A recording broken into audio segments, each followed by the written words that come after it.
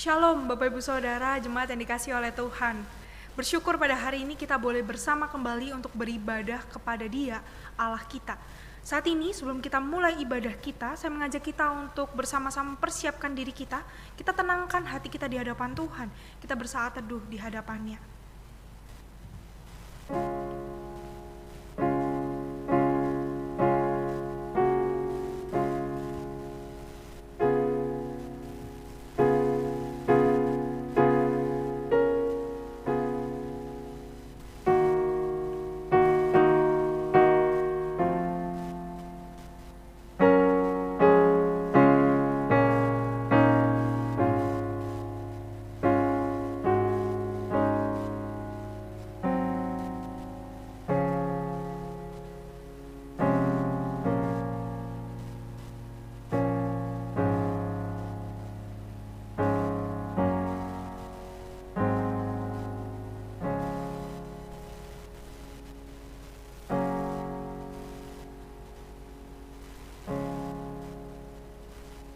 Amin.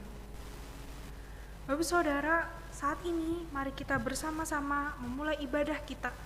Kita dengan hati yang bersungguh-sungguh, dengan segenap hati kita, dengan ketulusan hati kita, sebagai umat yang mencintai Allah. Mari kita bersama-sama bersehati untuk memuji Dia, meninggikan namanya. Yang cinta pada Tuhan datanglah. KPPK nomor 4.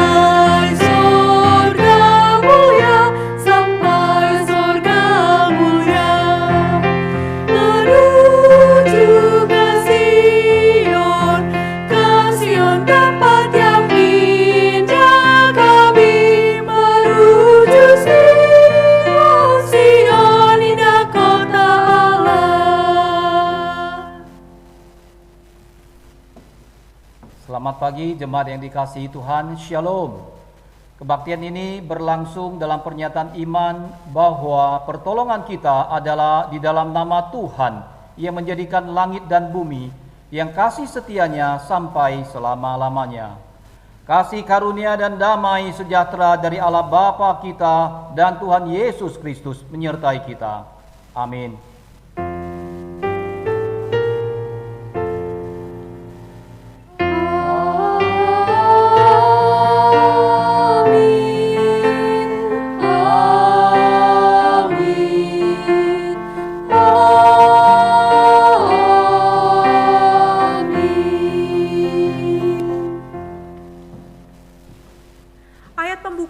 Pada pagi hari ini ada di dalam Mazmur 100 ayat yang pertama sampai yang ketiga. Mazmur 100 ayat yang pertama sampai yang ketiga. Mazmur untuk korban syukur. Bersorak-soraklah bagi Tuhan, hai seluruh bumi. Beribadahlah kepada Tuhan dengan sukacita. Datanglah ke hadapannya dengan sorak-sorai. Ketahuilah bahwa Tuhanlah Allah. Dialah yang menjadikan kita dan punya Dialah kita, umatnya dan kawanan domba gembalaannya. Amin. Saudara, mari kita memuji namanya karena Dia adalah Tuhan dan gembala kita. Kita dibawa ke ladang hijau dan kita tenang dengan perantaraan Tuhan. Kita pujikan Yesus Tuhan Gembalaku, KPPK 242.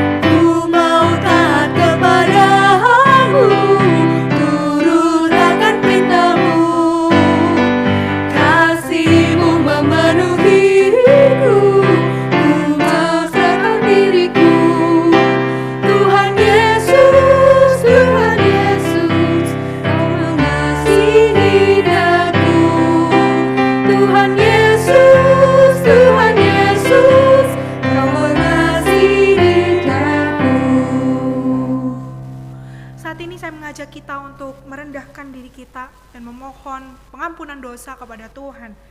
Saya mengajak kita, Bapak-Ibu Saudara, untuk merenungkan seminggu ini dalam kehidupan kita, apa yang telah kita lakukan dan apa yang kita kerjakan. Kita adalah manusia yang berdosa, dan saya yakin di antara kita, baik sengaja ataupun tidak sengaja dalam seminggu ini, pasti ada menyakiti hati Tuhan. Saat ini saya mengajak kita untuk bersama-sama merendahkan diri di hadapannya sebagai Tuhan dan Gembala kita. Kita mau mengakui setiap dosa kita. Biarkan piano mengiringi kita dalam pengakuan dosa ini.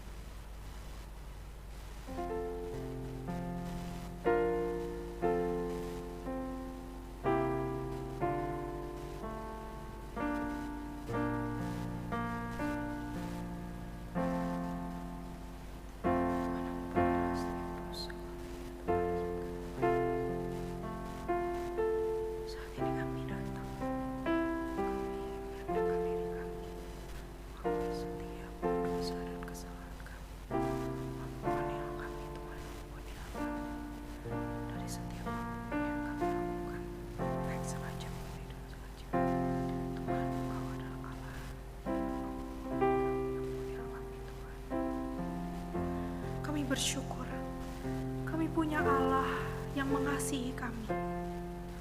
Namun Allah yang mengasihi kami, Allah juga yang adil, dan Ia memberikan anak yang tunggal untuk menjadi penebus kami. Kami bersyukur mempunyai Tuhan Allah seperti Engkau. Terima kasih Tuhan. Terima kasih untuk pengampunan-Mu. Terima kasih untuk pengorbanan-Mu di atas kayu salib. Kami bersyukur, kami memohon ampun atas setiap dosa dan kesalahan yang masih saja kami lakukan sepanjang hari dan waktu yang Tuhan berikan. Ampunilah kami Tuhan. Kami menyerahkan diri kami dalam keseharian kami ke dalam tangan-Mu. Terima kasih Tuhan. Dalam nama-Mu kami berdoa dan bersyukur. Amin.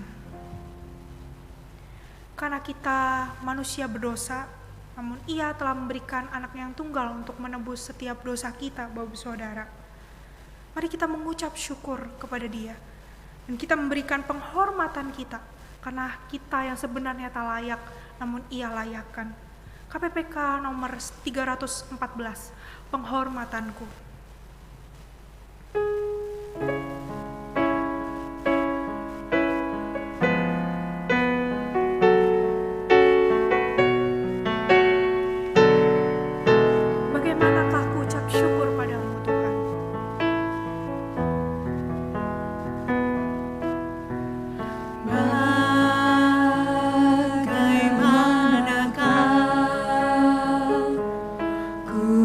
Ucap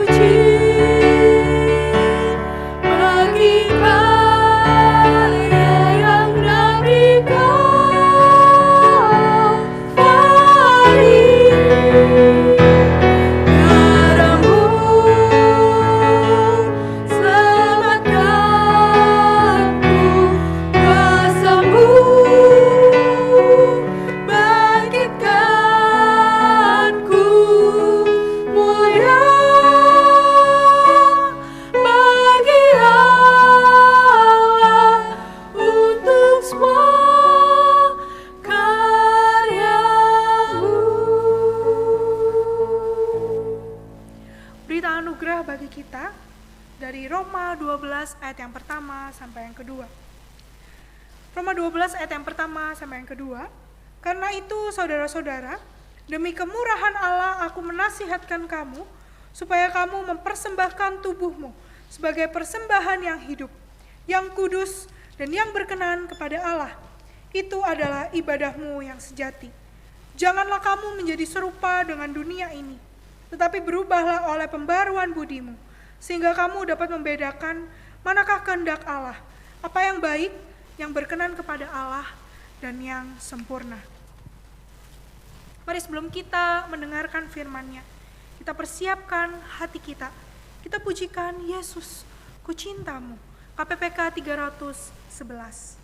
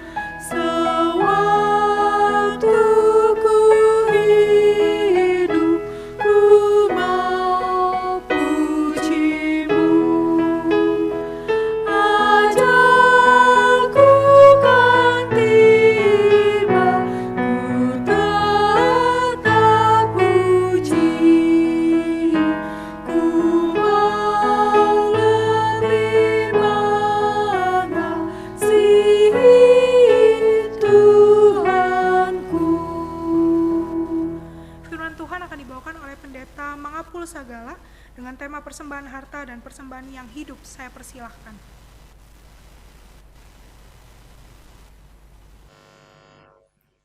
Baik, selamat hari Minggu, selamat pagi bagi Bapak, Ibu, Saudara yang terkasih, dimanapun Bapak Ibu berada. Selamat beribadah dalam ibadah virtual pada pagi hari ini. Mari kita berdoa sebelum kita mendengarkan firman Tuhan. Kami bersyukur kepadamu ya Bapa yang baik, atas hidup yang Tuhan karuniakan kepada kami. Sungguh kami menyadari itu adalah berkat yang besar daripadamu. Dan pada pagi hari ini ya Bapa, kami kembali bersyukur atas anugerah-Mu, dapat beribadah, memuji dan memuliakan nama-Mu, meskipun masih dalam kondisi pandemik. Terima kasih untuk segala iman dan kerinduan yang Tuhan karuniakan kepada kami. Untuk terus rindu beribadah dan mendengarkan firman Tuhan, memuji dan memuliakan nama-Mu, serta melayani Tuhan dengan segenap hidup, dengan segenap pikiran, kekuatan, dan jiwa kami. Kini kami akan membaca firman-Mu ya Bapa, segarkanlah tubuh, jiwa, roh kami. Kami akan membuka firman-Mu, bukalah hati dan pikiran kami. Demi nama Tuhan Yesus kami berdoa. Amin. Bapak Ibu yang terkasih, firman Tuhan yang kita baca pada minggu pagi ini diambil dari 2 Korintus pasal 8 ayat 1 sampai dengan ayatnya yang ke-9. 2 Korintus pasal 8 ayat 1 sampai 9 yang diberi judul oleh gereja kita, persembahan harta dan persembahan hidup. Persembahan harta dan persembahan hidup, atau persembahan hidup dan persembahan harta. Kenapa demikian? Nanti akan kita lihat dengan jelas. Saya akan membaca buat kita semua. Ayat 1. Saudara-saudara, kami hendak memberitahukan kepada kamu tentang kasih karunia yang dianugerahkan kepada jemaat-jemaat di Makedonia. Selagi dicobai dengan berat dalam pelbagai penderitaan, sukacita mereka meluap, meskipun mereka sangat miskin, namun mereka kaya dalam kemurahan. Aku bersaksi bahwa mereka telah memberikan menurut kemampuan mereka, bahkan melampaui kemampuan mereka. Dengan kerelaan sendiri, mereka meminta dan mendesak kepada kami. Saya baca sekali lagi. Dengan kerelaan sendiri, mereka meminta dan mendesak kepada kami, supaya mereka juga beroleh kasih karunia untuk mengambil bagian dalam pelayanan kepada orang-orang kudus. Mereka memberikan lebih banyak daripada yang kami harapkan. Mereka memberikan diri mereka pertama-tama kepada Allah, kemudian oleh karena kehendak Allah juga kepada kami. Sebab itu kami mendesak kepada Titus supaya ia mengunjungi kamu dan menyelesaikan pelayanan kasih itu sebagaimana ia telah memulainya. Ayatnya yang ke-7, maka sekarang sama seperti kamu kaya dalam segala sesuatu, dalam iman, dalam perkataan, dalam pengetahuan, dalam kesungguhan untuk membantu. Luar biasa ya. Rasul Paulus memuji di sini jemaat, dikatakan kamu kaya dalam segala sesuatu, yaitu dalam iman, dalam perkataan, dalam pengetahuan, dalam kesungguhan untuk membantu, dan dalam kasihmu terhadap kami. Demikian jugalah hendaknya kamu kaya dalam pelayanan kasih ini. Aku mengatakan hal itu bukan sebagai perintah, melainkan dengan menunjukkan usaha orang-orang lain untuk membantu. Aku mau menguji keikhlasan kasihmu. Ayat yang ke-9 dan yang terakhir, karena kamu telah mengenal kasih karunia Tuhan kita Yesus Kristus, bahwa Dia yang oleh karena kamu menjadi miskin, sekalipun Ia sesungguhnya kaya, supaya kamu menjadi kaya oleh karena kemiskinannya. Demikian firman Tuhan. Haleluya, haleluya, haleluya.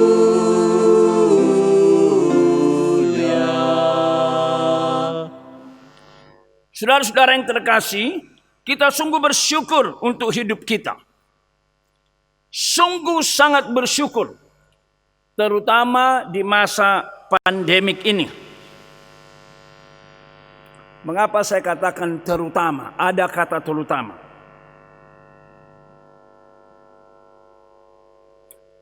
Saya yakin kita semua setuju, karena sudah mengetahui bahwa jutaan orang menjadi korban dari COVID-19 di seluruh dunia. Banyak orang yang kehilangan kesehatan, sakit, sampai kepada sakit yang serius. Juga banyak orang yang kehilangan pekerjaan. Saya melayani alumni di Perkantas, saya mendengarkan bagaimana bergumulnya rekan-rekan. Beberapa di antara mereka harus berjuang sekedar mempertahankan hidup mereka. Oleh karena perusahaan-perusahaan yang mengadakan perampingan. Dan bahkan ada mungkin di antara kita yang kehilangan anggota keluarga. Kehilangan nyawanya sendiri. Itulah sebabnya saya mengatakan kita bersyukur terutama di masa pandemi ini.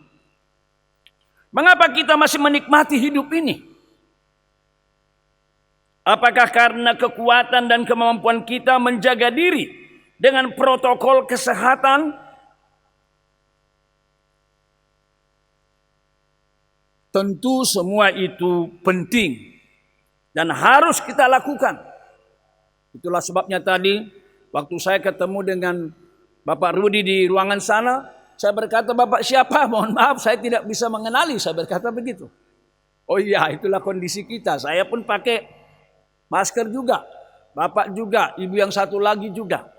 Ya terpaksa kita begitu karena kondisinya.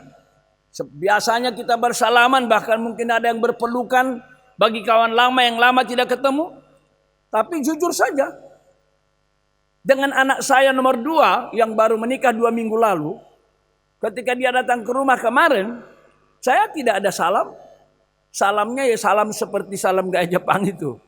Biasanya saya rangkul, cepeki, cium pipi kanan, cium pipi kiri.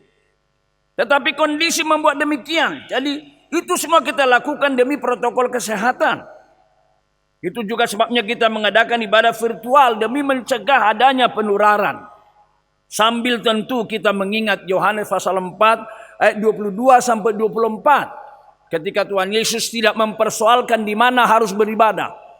Apakah harus di Gunung Gerizim ataukah harus di Bait Allah di Yerusalem? Itu dikala itu ada 2 pusat tempat ibadah, orang Yahudi di Yerusalem, orang Samaria di Gunung Gerizim. Tapi Tuhan Yesus bersabda, Allah itu roh. Barang siapa beribadah kepadanya harus beribadah di dalam roh dan kebenaran. Dengan perkataan lain, dimanapun Bapak, Ibu, Saudara-saudara beribadah, asal di dalam roh dan kebenaran, itu adalah ibadah yang benar. Kalau demikian di rumah tidak masalah? Tidak masalah. Ketepatan Bapak Ibu sedang rekreasi ke puncak atau ke liburan ke desa, lalu beribadah di jalan pada jam ini, tidak masalah? Tidak masalah. Sebaliknya, sekalipun Bapak Ibu beribadah di gedung gereja, di dalam gereja, atau duduk di kursi paling depan, dekat dengan kursinya Pak Pendeta, atau dekat dengan mimbar seperti ini, jikalau tidak di dalam roh, tidak di dalam kebenaran, pikiran melayang kemana-mana, tidak sungguh-sungguh fokus beribadah, itu menurut Tuhan Yesus bukan ibadah yang benar. Rasul Paulus ketika menggumuli tentang hidupnya, yaitu di Filipi pasal 1, dia berkata, bagi hidup adalah Kristus, mati adalah untung. Hidup adalah Kristus, mati untung. Kenapa? Karena dia bilang, kalau aku mati itu berarti ketemu dengan Tuhan. Tetapi kalau aku tinggal di dunia ini itu lebih perlu karena kamu. Nah, ada pertanyaan di sana dalam pergumulan antara hidup dan pergi kepada Bapa.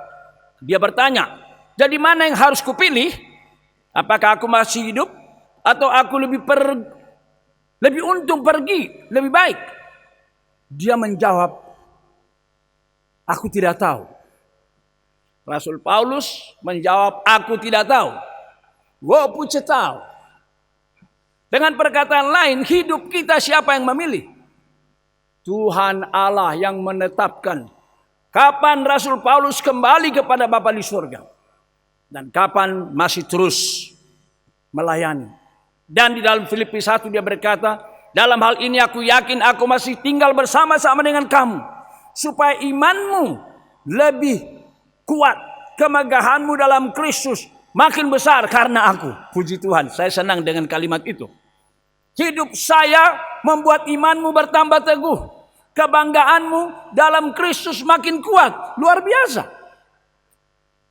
Kalau begitu kita bertanya, untuk apa kita hidup? Untuk apa Tuhan membiarkan kita hidup? Sama. Allah yang menetapkan kita tetap hidup supaya hidup kita itu menjadi berkat.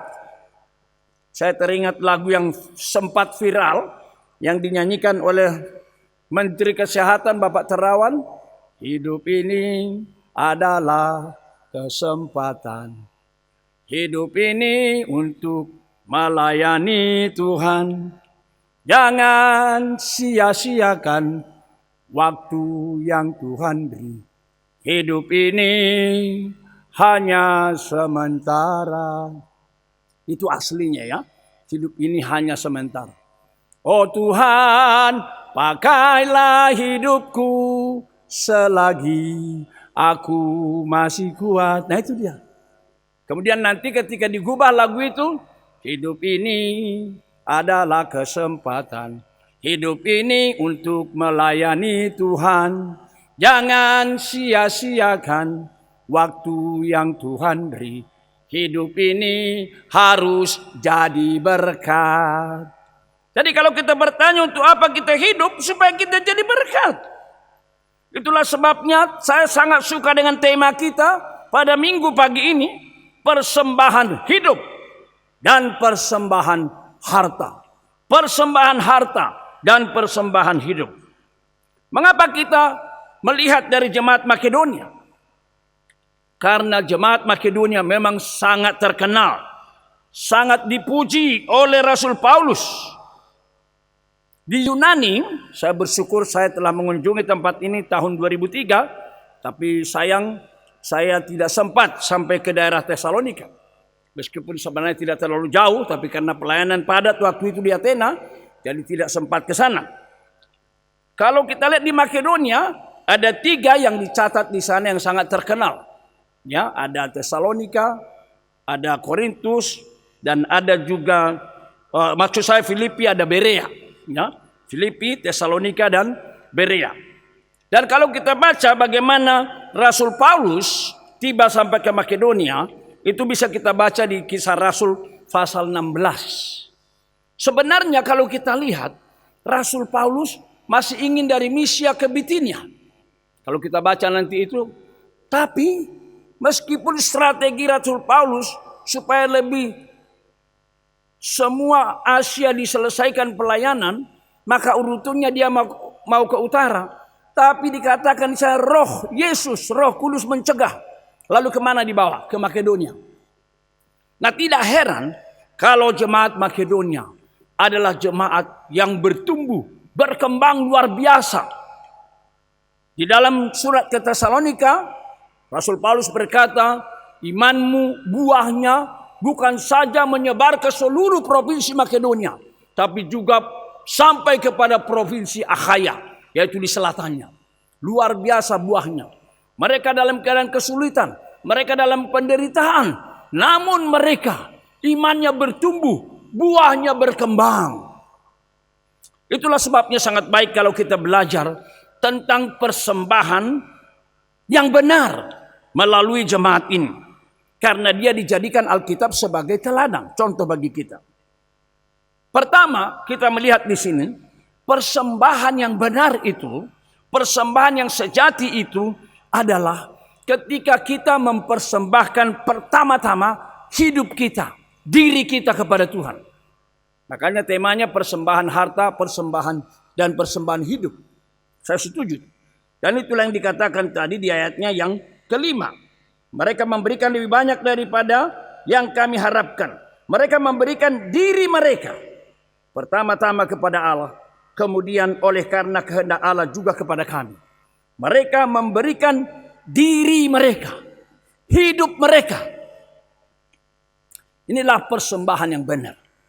Persembahkanlah tubuhmu sebagai persembahan yang hidup, yang kudus, berkenan kepada Allah. Itu adalah ibadahmu yang sejati. Itu adalah ibadahmu yang benar. Demikian tulisan Rasul Paulus kepada jemaat di Roma. Itulah sebabnya Bapak Ibu sekalian, hati-hati kalau ada orang ingin menyogok, maaf saya pakai istilah menyogok menyogok Tuhan dengan persembahan, dengan uangnya, dengan nyanyian-nyanyiannya, dengan berbagai korban, tanpa adanya persembahan dari hidupnya yang sungguh-sungguh. Mari kita perhatikan bahwa persembahan yang demikian tidak dikehendaki Allah. Sejak kapan? Bukan hanya sejak tulisan Paulus perjanjian baru, tapi sejak perjanjian lama. Saya akan membaca Yesaya pasal 1 buat kita. Melalui Nabi Yesaya Allah bersabda, Yesaya 1 ayat 12, apabila kamu datang untuk menghadap di hadiratku, siapakah yang menuntut itu daripadamu? Bahwa kamu menginjak-injak pelataran bait suciku? Jangan lagi membawa persembahanmu yang tidak sungguh, sebab baunya adalah kejijikan bagiku. Waduh, keras sekali ya Bapak Ibu. Jangan lagi membawa persembahanmu yang tidak sungguh. Jangan membawa persembahanmu yang tidak sungguh. Sekali lagi, jangan membawa persembahanmu yang tidak sungguh, sebab baunya adalah kejijikan bagiku. Kalau kamu merayakan bulan baru dan Sabat atau mengadakan pertemuan-pertemuan, aku tidak tahan melihatnya, karena perayaanmu penuh dengan kejahatan. Perayaan-perayaan bulan barumu dan pertemuan-pertemuanmu yang tetap, aku benci melihatnya. Semuanya itu menjadi beban bagiku.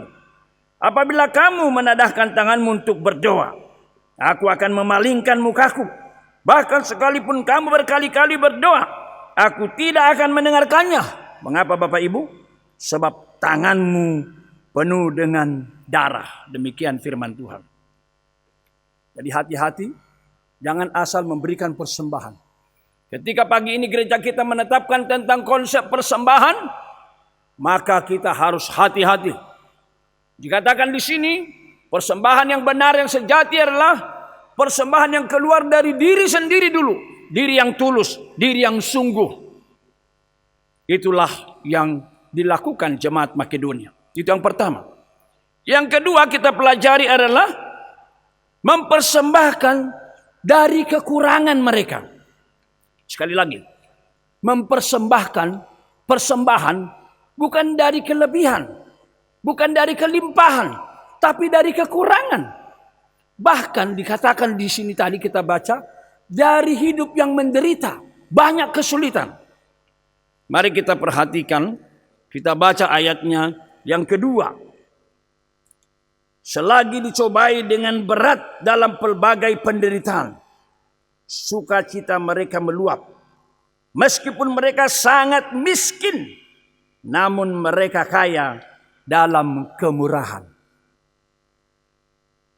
Ada dua kata yang sangat menyedihkan di sini, yang dialami oleh umat Tuhan di sini. Yaitu pertama, mereka mengalami penderitaan berat, Yunani thlipsis. Mereka juga sangat miskin, Yunani ptakos. Dua kata ini adalah dua kata yang dipakai oleh Tuhan Yesus ketika memuji jemaat Smyrna. Surat kepada 7 jemaat yang kita baca di kitab Wahyu pasal 2 dan pasal 3. Jemaat Smyrna tidak ada kritikan seperti misalnya jemaat Philadelphia atau jemaat Efesus. Dipuji meskipun mereka sangat miskin, ptakos, meskipun mereka sangat menderita, thlipsis, tetapi dipuji. Nah, kalau kita lihat di sini, mengapa dipuji? Karena mereka mempersembahkan persembahan dari kekurangan, dari penderitaan. Seringkali Bapak Ibu, ini menjadi alasan yang sah untuk orang untuk tidak memberi persembahan, bukan? Wah, saya ini masih miskin. Kalian saja orang yang sudah berduit. Bagaimana bisa memberi? Saya sendiri masih banyak kekurangan di sana sini. Ini masa pandemik, kurang sana, kurang sini. Ini menjadi alasan dalam tanda kutip yang sah untuk orang tidak memberi persembahan, bukan? Tapi kita belajar dari jemaat Makedonia ini. Mereka mempersembahkan, meskipun mereka kekurangan, meskipun mereka banyak penderitaan. Yang ketiga, kita belajar dari mereka. Dikatakan di dalam ayat yang ketiga, aku bersaksi bahwa mereka telah memberikan menurut kemampuan mereka, bahkan melampaui kemampuan mereka. Jadi memberi bukan hanya karena mereka kekurangan, bukan hanya ketika mereka menderita. Ini saja sudah menjadi alasan untuk tidak memberi persembahan. apapun, bentuk apapun itu. Tetapi mereka memberi, sekalipun begitu. Bahkan dikatakan di sini, mempersembahkan melampaui. Nah ini dia, luar biasa ya. Bahkan melampaui kemampuan mereka. Wow, luar biasa. Luar biasa. Di dalam ayat 5 dikatakan mereka memberikan lebih banyak. Mereka memberikan lebih banyak daripada yang kami harapkan. Puji Tuhan, waktu saya mempersiapkan khotbah ini saya jadi teringat satu percakapan saya dengan seorang pendeta HKBP ketika saya masih studi di Trinity Theological College di Singapura. Dia berkata, apakah kamu memberikan persembahan perpuluhan? Oh iya. Loh. Tapi layak mengatakan kebutuhan kalian tiap bulan pun kurang. Karena waktu itu saya membawa istri dan anak saya nomor 1. 3 orang kami. Dan sebenarnya dana yang kami dapatkan dari perkantas itu hanya 60% dari total yang kami perlukan tiap bulan. Tapi kami sudah dilatih sejak mahasiswa. Beri persembahan. Beri perpuluhan. Ketika mahasiswa saya belum ada hak gaji, belum ada apapun. Tapi dilatih dari uang yang saya dapat dari manapun sumbernya. Beri perpuluhan. Itu kita dulu di perkantas. Saya yakin saudara-saudaraku di GKI Bungur ini banyak yang juga mengalami didikan yang sama. Nah itu jadi sudah mendarah daging persembahan itu. Kalau sudah mendarah daging lalu apa? Nah ketika pendeta ini terheran-heran. Mengatakan, kamu kekurangan masih memberi juga. Tapi saya tidak heran. Kalau kita ingat apa yang dikatakan oleh firman Tuhan tentang jemaat Makedonia. Mereka memberi dari kekurangan. Memberi lebih dari yang diharapkan. Puji Tuhan. Dan luar biasa. Kira-kira 3 bulan kemudian. Pendeta ini berbicara kepada saya. Puji Tuhan. Anda mendengar tadi ada pengumuman persembahan persepuluhan dari NN? Saya berkata, ya ada tadi itu. Puji Tuhan. Saya didorong oleh kesaksianmu. Dan saya melakukan itu. Dan benar. Benar sekali. Benar sekali Maliaki pasal 3 itu. Kalau kita setia dalam perpuluhan, setia dalam persembahan, Allah akan membuka tingkap-tingkap sumber-sumber berkat. Dari mana saja. Dan benar, saya tidak usah cerita jumlahnya. Setelah itu, saya mendapatkan lebih banyak lagi. Berkat dari Tuhan. Ini yang ketiga kita pelajari. Yang keempat, dari jemaat Makedonia kita pelajari. Mempersembahkan dengan rela. Bahkan mendesak. Rela, bukan terpaksa. Bahkan mendesak. Bukan cari-cari alasan untuk tidak. Itulah yang kita baca tadi di ayat 4. Dengan kerelaan sendiri mereka meminta dan mendesak kepada kami supaya mereka juga beroleh kasih karunia untuk mengambil bagian dalam pelayanan kepada orang-orang kudus. Ayatnya yang keempat. Sekali lagi saya baca. Dengan kerelaan sendiri mereka meminta dan mendesak kepada kami. Rela dan mendesak. Ayat 6. Sebab itu kami mendesak kepada Titus supaya ia mengunjungi kamu. Nah ini dia. Karena kamu telah mendesak kami untuk memberi kesempatan kepadamu terlibat dalam pelayanan, kami desak Titus mengambil persembahan. Puji Tuhan. Luar biasa kalau saya melihat ini. Luar biasa. Terus terang ketika pandemik muncul, lalu saya mendengar dari anak-anak saya yang alumni juga, beberapa rekannya tidak bekerja, langsung saya pikir, ini pasti mempengaruhi dukungan kepada perkantas. Mempengaruhi juga dukungan kepada STT Trinity. Maka ketika saya dengar di sana sini, ada pengurangan gaji, ada yang 10%, 15%, 30%. Maka saya mulai bulan April, saya berkata kepada semua tim dan bendahara STT Trinity, kencangkan ikat pinggang, ingat, banyak alumni pendukung kita mengalami masalah sama pandemi ini. Bahkan ada yang sampai tidak bekerja. Karena itu kemungkinan pada waktu tertentu gaji kita akan dikurangi. Mungkin 20%. atau mungkin sampai 50% kalau terpaksa tidak mendapatkan gaji. Saya juga berkata, kita punya tanah-tanah kosong yang belum kita bangun, tolong dimaksimalkan. Tanami apa saja, sayur mayur, bayam, semua supaya tidak perlu, kita bisa mengurangi membeli hal-hal yang bisa tidak perlu kita beli. Dan itulah yang dilakukan.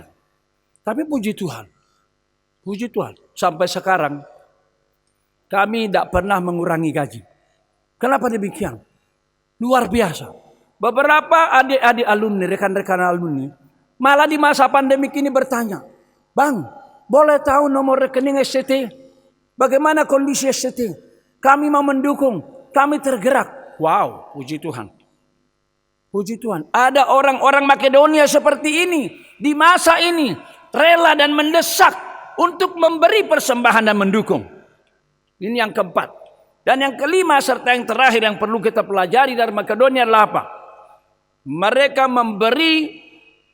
meneladani Tuhan Yesus Kristus.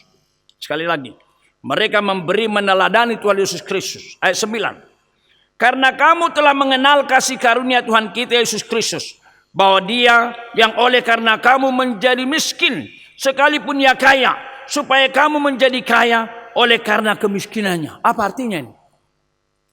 Bukankah Yesus maha kaya tapi menjadi miskin?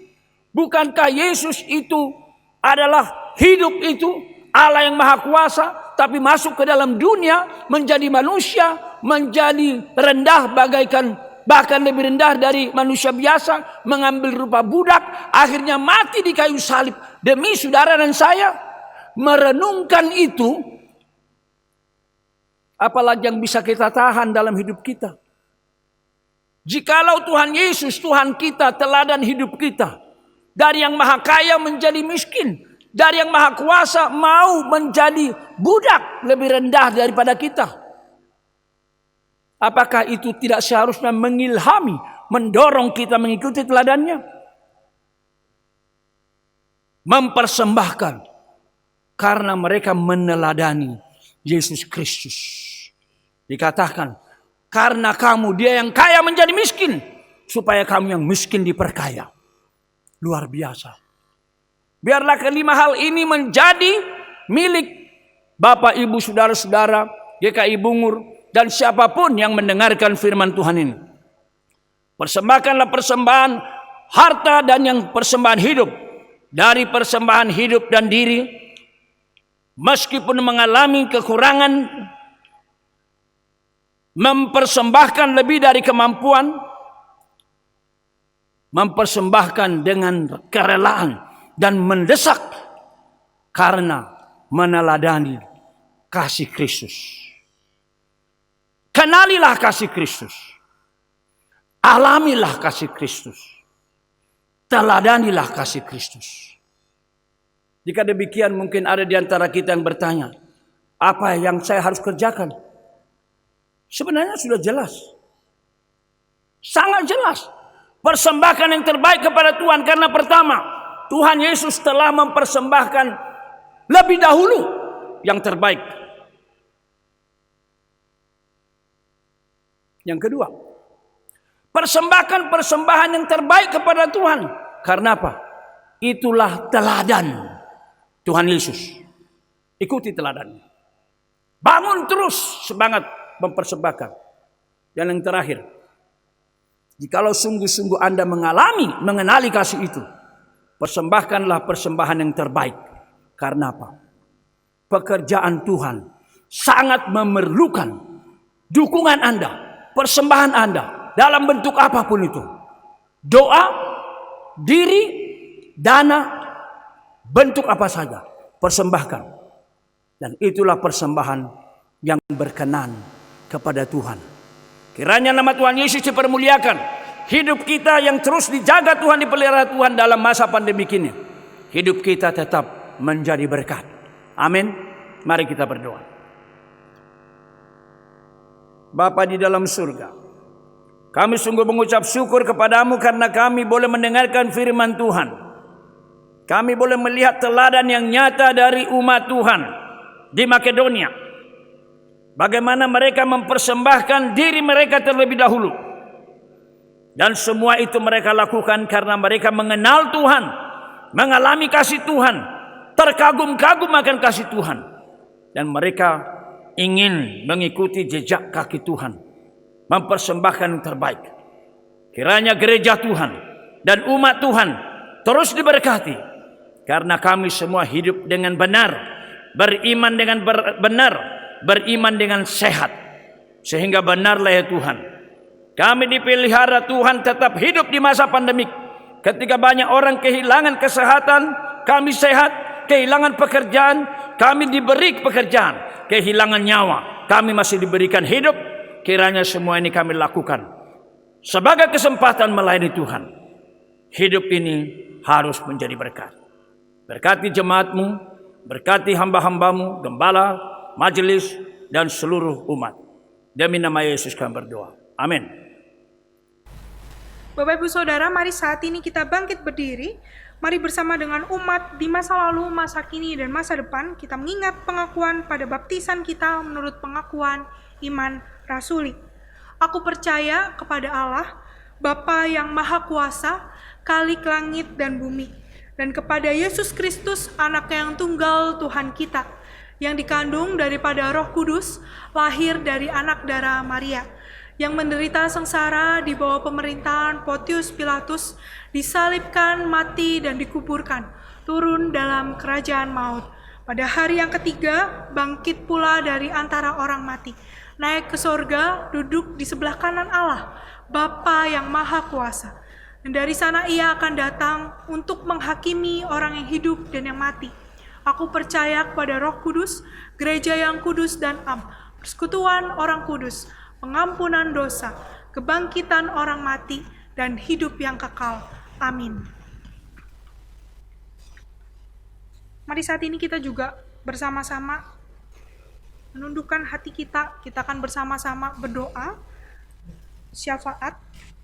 Pokok doa yang pertama, Bapak Saudara, mari kita bersama-sama berdoa untuk usaha atau pekerjaan dari setiap jemaat kita, baik yang ada di pusat GKI Bungur ataupun GKI Bungur yang ada di pos Alam Sutra. Mari kita berdoa untuk setiap usaha dan pekerjaan dari jemaat, baik yang ada di rumah, di ruko, di kafe, ataupun jemaat kita yang harus bekerja di luar. Kita berdoa semoga Tuhan yang boleh terus memberkati, Tuhan juga yang boleh terus menolong dan memimpin pekerjaan mereka. Mari kita berdoa, kita buka suara. Tuhan, saat ini kami ingin bersama-sama berdoa untuk jemaat kami di dalam usaha dan pekerjaan mereka. Tuhan, kami berdoa menyerahkan setiap jemaat kami yang memiliki usaha dan mereka yang bekerja ya Tuhan kepada orang. Kami menyerahkan di dalam tangan Tuhan dalam pekerjaan mereka, semoga Tuhan yang boleh memberkati mereka, Tuhan boleh yang terus memimpin pekerjaan mereka, menyertai mereka, juga Tuhan boleh melindungi pekerjaan mereka dan diri mereka ketika mereka bekerja. Karena saat ini ya Tuhan pandemi, dan Tuhan kami mohon belas kasih Tuhan untuk melindungi setiap jemaat kami, menyertai mereka dan memberkati setiap usaha dan pekerjaan mereka. Kami menyerahkan jemaat kami dalam tangan-Mu Tuhan, dalam nama Tuhan Yesus kami berdoa. Mari kita juga berdoa Bapak Saudara untuk sekolah di seluruh Indonesia. Kita menyerahkan untuk sekolah di Indonesia ini, khususnya di masa-masa saat ini, anak-anak yang masih harus belajar di rumah, dan guru-guru juga harus mempersiapkan bahan pengajaran mereka dari rumah. Kita berdoa supaya Tuhan boleh menolong, memberikan hikmat kepada guru-guru dan juga kepada orang tua yang ada di rumah, supaya mereka juga boleh mengajarkan anak mereka untuk menjadi wali guru di rumah masing-masing. Kita berdoa juga untuk setiap kebutuhan dari setiap sekolah yang ada di Indonesia ini. Semoga Tuhan yang boleh mencukupi, Tuhan yang boleh memenuhi. Mari kita berdoa, kita buka suara untuk sekolah di seluruh Indonesia. Kami juga berdoa ya Tuhan untuk sekolah-sekolah yang ada di Indonesia ini. Kami menyerahkannya ke dalam tangan Tuhan. Semoga Tuhan yang boleh memimpin, Tuhan yang boleh menolong sekolah-sekolah di Indonesia ini, di dalam setiap kebutuhan mereka, di dalam setiap pengajaran mereka. Kami berdoa semoga Tuhan terus memberikan hikmat kepada para guru dan juga para murid yang harus melakukan kegiatan belajar dan mengajar ini dari rumah masing-masing. Kami juga berdoa untuk setiap kebutuhan yang diperlukan dalam hal ini mungkin kuota ataupun jaringan. Tuhan juga yang mencukupi, Tuhan yang memenuhi kebutuhan ini ya Tuhan. Menyerahkan juga orang tua yang menjadi wali guru di rumah masing-masing. Tuhan yang pimpin juga, semoga mereka boleh dipakai Tuhan untuk menjadi alat untuk mengajar anak-anak-Mu di rumah, menjadi guru bagi anak-anaknya di rumah. Kami berdoa ya Tuhan, menyerahkan setiap guru, menyerahkan anak-anak murid-murid sekolah, menyerahkan setiap sekolah-sekolah yang ada di Indonesia ini dalam tangan Tuhan. Semoga Tuhan yang boleh terus menolong dan memimpin. Yang ketiga, yang terakhir saya mengajak kita berdoa untuk vaksin dari COVID yang sedang dalam proses uji dan persiapan. Kita menyerahkan proses ini semoga boleh berjalan dengan baik, dan nantinya hasil vaksin yang diperoleh itu boleh didistribusikan dengan baik dan boleh menolong kita di masa-masa pandemi ini dan juga memulihkan keadaan Indonesia dan seluruh dunia. Mari kita berdoa dan kita mengangkat suara kita untuk vaksin COVID. Tuhan, kami juga yang berdoa ya Tuhan untuk vaksin COVID yang saat ini sedang diuji, sedang dilakukan pengecekan, pengujian. Tuhan yang pimpin dan tolong supaya vaksin COVID ini boleh diuji dengan baik dan nanti boleh mendapatkan hasil yang terbaik. Dan ketika sudah mendapatkan hasilnya, boleh didistribusikan dengan baik ya Tuhan di Indonesia ini. Tuhan yang tolong dan pimpin untuk setiap para ahli yang terlibat di dalamnya. Tuhan yang memberikan hikmat kepada mereka agar ketika mereka mengerjakan ini semua, mereka boleh mengerjakannya dengan baik. Kami juga berdoa untuk pendistribusian vaksin ini nanti semoga boleh didapatkan oleh seluruh rakyat Indonesia dan seluruh rakyat di Indonesia boleh mendapatkan pemulihan ya Tuhan, dan Indonesia dapat dipulihkan dari pandemi ini. Kami juga menyerahkan untuk seluruh dunia juga ke dalam tangan Tuhan. Semoga Tuhan juga yang berbelas kasih untuk kami semua. Terima kasih Tuhan, kami menyerahkan segenap doa kami ke dalam tangan-Mu. Kami bersyukur untuk pokok-pokok doa yang boleh kami naikkan. Kami menyerahkannya ke dalam tangan Tuhan. Semoga Tuhan yang boleh terus memimpin dan menolong agar kami boleh terus bersandar kepada Tuhan dalam doa kami. Dan kami boleh percaya bahwa doa kami didengarkan dan Tuhan akan mengabulkannya seturut waktu dan kehendak Tuhan. Terima kasih Tuhan, ke dalam nama-Mu kami menyerahkan pokok doa kami. Amin.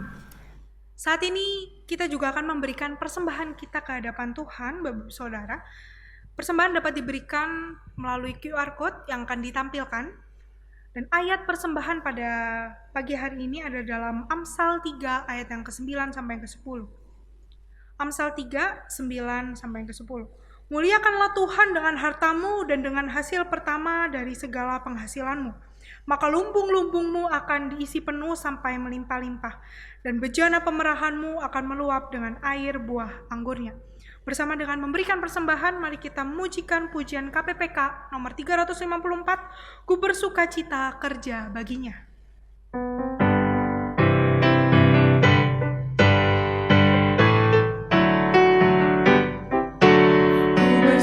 Cita kerja baginya, sungguh ku bersukacita, ada sukacita dalam hatiku, ku bekerja baginya, ku serahkan semuanya, kerja bagi Rajaku, ada damai sukacita, ku bekerja. Baik, yang kedua.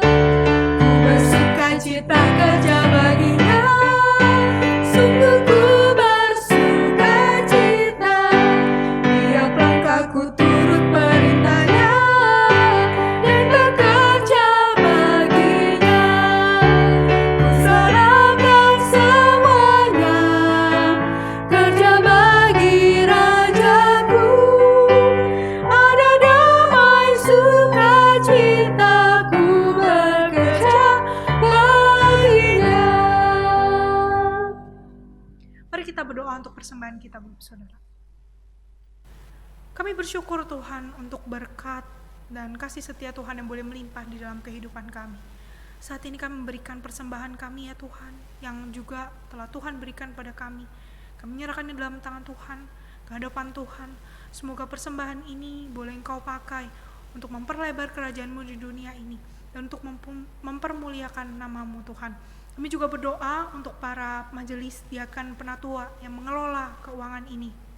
Semoga mereka boleh mengelola dengan hikmat Tuhan dan dana juga boleh disalurkan dengan baik. Terima kasih Tuhan, kami menyerahkan persembahan kami ini dalam tangan-Mu. Dalam nama Tuhan Yesus kami berdoa dan bersyukur. Amin. Saat ini mari kita bersama-sama mengakhiri ibadah kita pada pagi hari ini. Saya mengajak kita untuk bangkit berdiri, kita pujikan doksologi dan doa berkat akan disampaikan oleh Pendeta Yunus.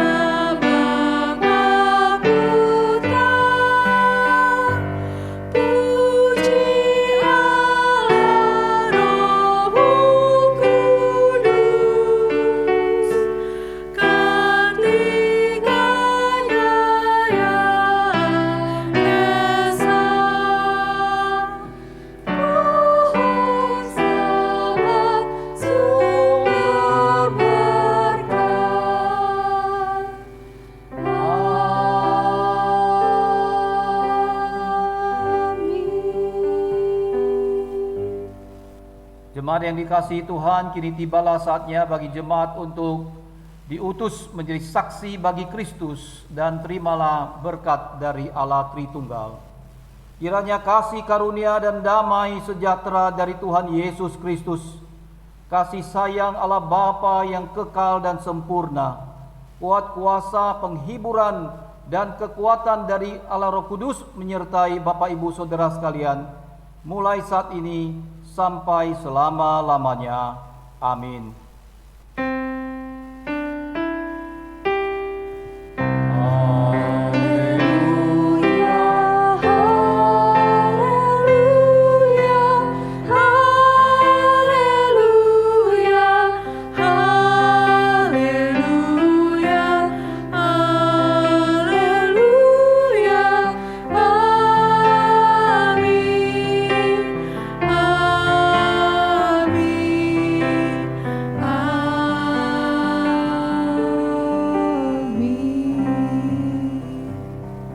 Silakan duduk Bapak Ibu Saudara. Ibadah pada minggu ini selesai. Tuhan Yesus memberkati kita sekalian.